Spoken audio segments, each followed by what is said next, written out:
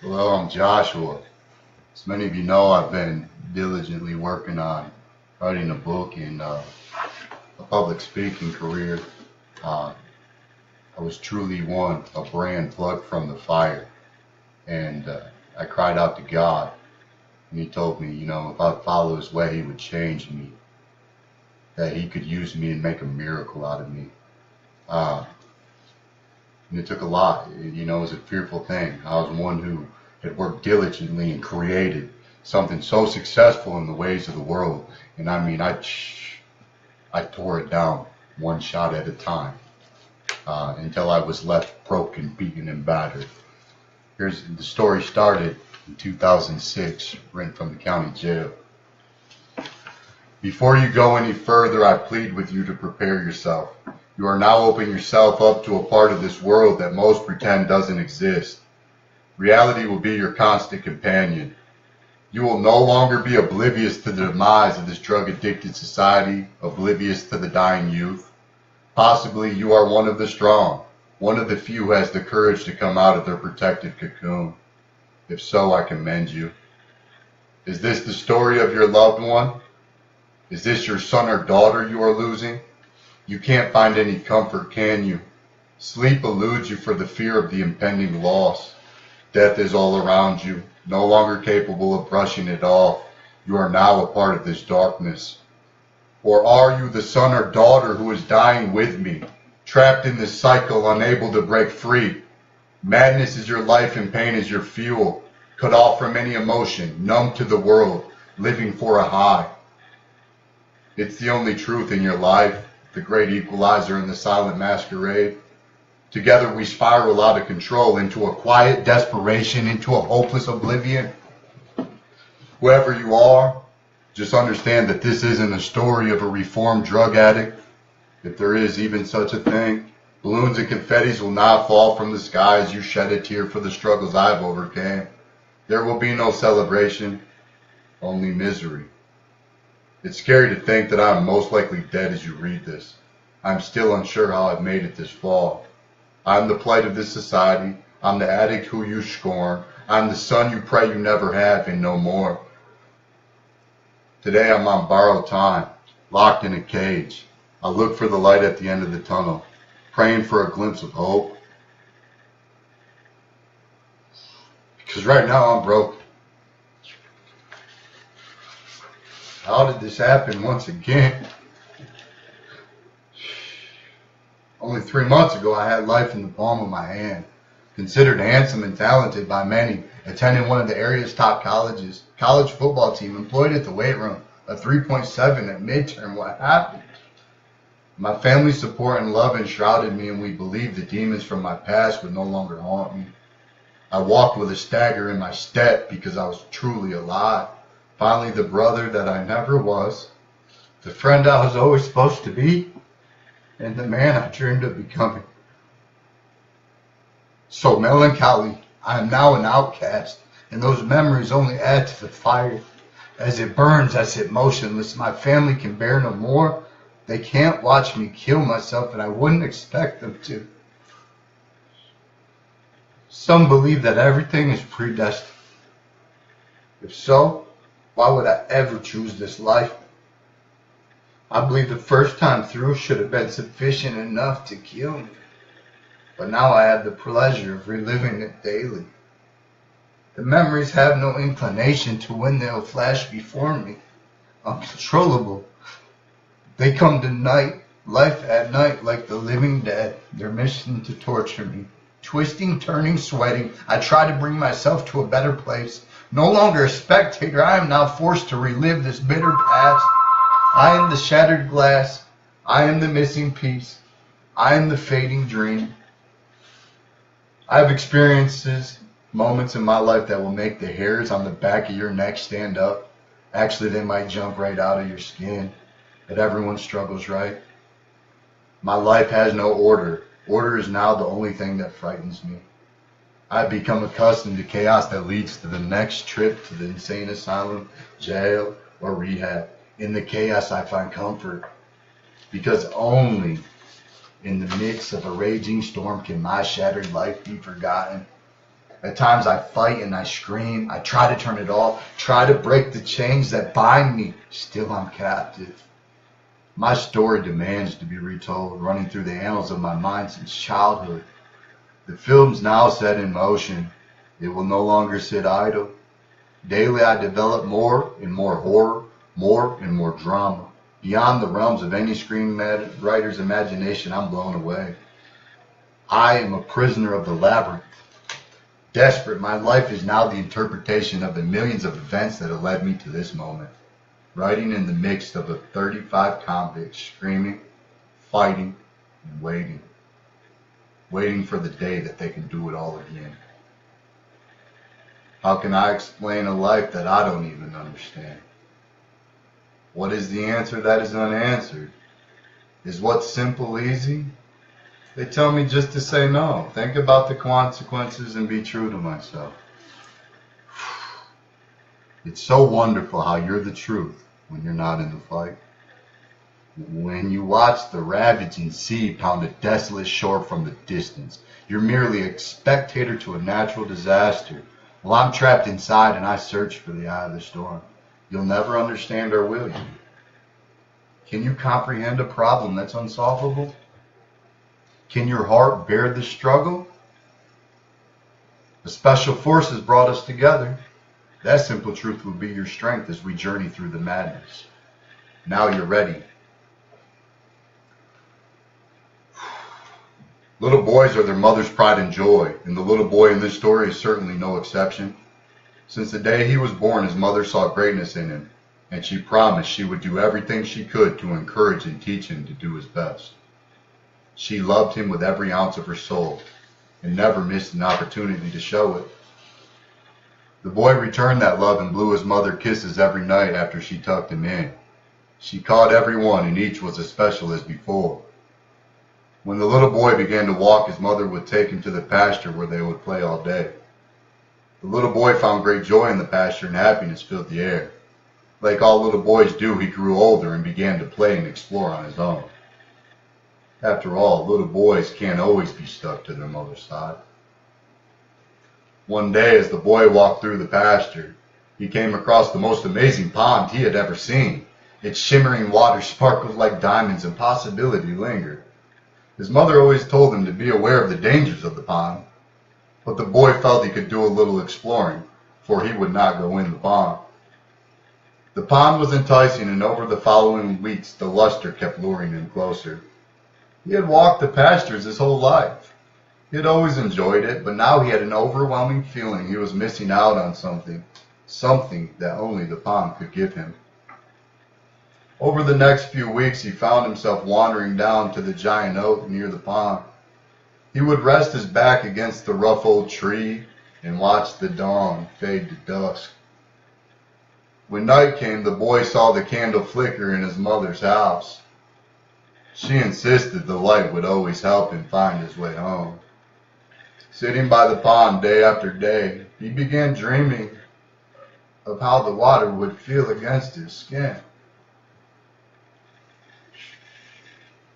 He decided he would just dip his toe in one time, because after all, no one would know. As his toe entered the water, all of his feelings were confirmed. This was indeed a special pond. The flow of life surged through his body. Passion danced with ecstasy. Time stood still, and the little boy's life was sublime. Fearful that his mother would find out, he quickly put his socks and shoes on and ran back home. As he ran, he couldn't help but notice the pasture seemed a little different, but he couldn't quite place what had changed. He made it home exhausted, and his mother asked him if he had been in the pond. He denied it. He was a good boy after all. The next few months, the little boy frequented the pond more and more. He would now put his feet in, and as he did, the pond's beauty grew more and more magnificent. And day after day, the pond seemed more cold and unforgiving. The pasture was no longer an option, for his soul's desire was to be by the pond. In the back of his mind, his mother's warnings echoed. Don't be fooled, little boy. The pond is dangerous. Stay away and enjoy the changing of the seasons as you play in the pastures. Years passed by and the little boy was growing up rapidly. As the seasons changed, he continued his walks to the pasture. One day, after wading knee-deep in the pond, the boy decided he was going for a swim. As he dove, he knew that it was all he had ever dreamed. The pond turned into the most alluring, mystical place he had ever encountered. The sun shone radiantly against crystal waters, while simultaneously the pastures were turning dark, dreary, and scary, like Devil's Night. He spent more and more time at the pond and began sleeping by the oak, not wanting to travel through the darkness of the pasture, even though he saw the candle illuminate his mother's house. Every waking moment he swam in the pond. He heard his mother's pleas for him to come home, but he was only swimming and she wouldn't understand. While swimming one morning, he felt something grab a hold of his leg. He frantically flailed his arms, desperately trying to reach the safety of the shore. The monster's grip was fierce, but the little boy broke free. As he struggled to safety, he noticed the darkness had consumed, and he was now in a mucky swamp. The boy was terrified and realized he indeed had made a tragic mistake. He knew he had to go home. As he walked through the pastures that night, his mind was foggy. He couldn't quite figure out how this pond had turned dark and dangerous so quickly. When he reached the house, his mother greeted him with open arms. He confided in her, and she cried as he told her his experiences in the swamp. She wiped her tears and told her son, "The pond will change you and everything around you. Stay strong and enjoy the changing of the seasons in the pasture. I love you, my son. Remember, beware."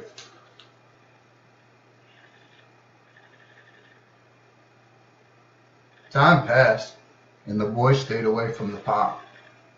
The pastures began to feel right once again, but he realized it would never be the same. The pond's allure would be in his mind. Even the darkness he encountered could never change what was. It began to rain one day as the boy played in the pasture. Caught between the house and the pond, he stared at the sky, and he pondered what to do. The rain picked up and clouds hung thick. Blackness engulfed the sky and lightning began to strike. He started home until he noticed a beam of light shining over the pond, and it looked more appealing than ever. No storm hovered overhead, only serenity. Once again, his mother's voice lingered in his mind. The pond is the most deceiving place there is. Don't let it fool you. Just enjoy the changing of the seasons as you play in the pasture. He decided she just couldn't understand that nothing felt right anymore. When in the pasture, he knew he was safe, but he no longer felt alive. He knew he was missing out on something. The monster in the pond had stole a piece of his soul. He had never showed his mother, but where the monster had grabbed hold of his leg left a hideous scar. He could never let anyone see it, so he hid it well. The lightning struck near and the thunder exploded, causing the ground to tremble. In that moment, he was trapped in time. He yearned for the house where the candle burned bright, but his focus was on the pond. A final glimpse to burning flame, and the boy sprinted full speed towards the pond. There he sat by the oak and reminisced over the seasons that had passed since he last saw his reflection in his old friend the pond. He exhaled a sigh of deep-seated frustration. Nothing felt right anymore. He was trapped in misery and couldn't break the hold. He fervently paced the banks and screamed at the tops of his lungs. He wanted to know what was happening to him. Why had his life fallen apart? The pond didn't reply, only listened. He gazed through the storm and studied the flicker of light in the window. He knew his mother was praying for him. She loved him dearly. He was so angry she didn't understand. He was angry he had these scars, and he was so disappointed he hadn't only listened to his lovely mother. A series of voices battled in his head. His mother's voice reverberated, and he tried desperately to shut it out. The ghastly voice of the pond boomed. "Nobody will accept you with all those scars, but I will always be there for you. You will never be able to learn and grow in the pastures. You've seen the darkness, and now you're forever changed. Put away the childish memories of a cheerful life in the pasture." The battle raged in his mind, and the boy began to cry. His mother's soothing voice stood true.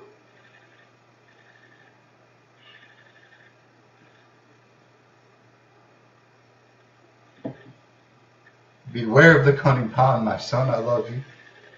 You are stronger than you believe. If you will only enjoy the changing of the seasons in the pasture. The voices continued to battle ferociously, and he shook violently, unable to force them out. So sick, so exhausted, he cried and he screamed. He lifted his voice to the sky in utter desperation. Why has this happened to me? Why has the pond tricked me? Why didn't I listen to my mother's warnings? I didn't know any better. Please make this go away. He hung his arms around the sturdy oak, and his teardrops trickled to the ground. So many hours spent sleeping by the oak, so many lonely nights in the presence of the pond. His life was ruined, and he was no more. The little boy could find no peace, and suddenly he broke free from the oak and dove headfirst into the pond. Instantly the pond transformed into the mucky waters he knew before. He swam to the bottom in search of the monster. Feeling his life would never be the same, he had given up. He came face to face with the monster, and anger burned inside. The fight ensued, and try as he might, the little boy was no match for that monster. The boy struggled to overcome, but the monster handled him with ease. The boy realized that he needed air, and soon would take his last breath at the bottom of the pond in the presence of the beast. As he faded out, memories of his past flashed before his eyes. He was a toddler once again in his favorite denim overalls. His mother helped him fly his bright red kite against the summer sky. The pasture was vibrant and life was carefree. His mother was beautiful, and her love enshrouded the boy. In a moment, it was once again the winter's night, where the boy and his mother had spent hours building a perfect snowman. Pristine snowflakes floated to the earth, and the boy could still feel the chill as one landed on his cheek. He laughed wholeheartedly as his mother inserted the carrot as the snowman's nose. They stood back hand in hand and admired their work. Together, they could accomplish anything. Memories continued to flash by in what seemed an eternity, but the boy was trapped in time. He was suddenly back in the pasture only a moment ago, but now the storm was gone. The wind blew against his skin, and chills went up his spine. At this moment, he was enlightened with truth. The pasture was the place to be as he watched the seasons change, to plant his seeds and watch them grow and learn to be a man. Time would pass, challenges would come, and he would learn from them. If he'd stay strong and carry on, he'd surely overcome.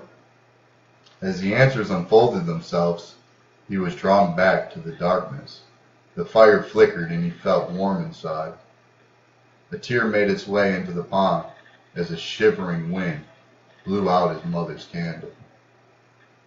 The cold chill pierced his soul, and gray smoke swirled overhead as the boy took his last breath at the bottom of the pond. Now I'm sure you're wondering how this could happen, and you hate the way it ends. However, unlike some storytellers, I tell the truth, my friend. So on that fateful day when the boy took his last swim, an angel from above decided death wasn't for him. The angel heard his mother's prayers and his screams to the skies. So when his vision began to fade, she wiped away the lies. She broke the monster's deathly hold, however tight it was, and let him see his life through those who watch him from above. At this moment, he realized he had made a great mistake. He took his final breath, thinking it was too late. To live a life of love and joy and watch the seasons change. To live a life that made him smile instead of red with pain. At that very moment, though, the boy got another try. The angel pulled him to the banks when he would have surely died. Now you think the boy would learn from this and change his life for good. I can't argue with this theory, as we both know that he should. But I'm that little boy, my friend, and the monster lives within, and he screams at me daily, just take another swim. This is the story of the little boy. Thanks everybody for joining. That's chapter 1. I'm working diligently to, get this book out. It's my goal to have it published in June, and it's my prayer that it will help one person avoid the hell or break free. I continue to say it. There is hope.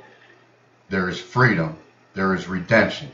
Redemption is near. Rise up. Till next time. Thank you.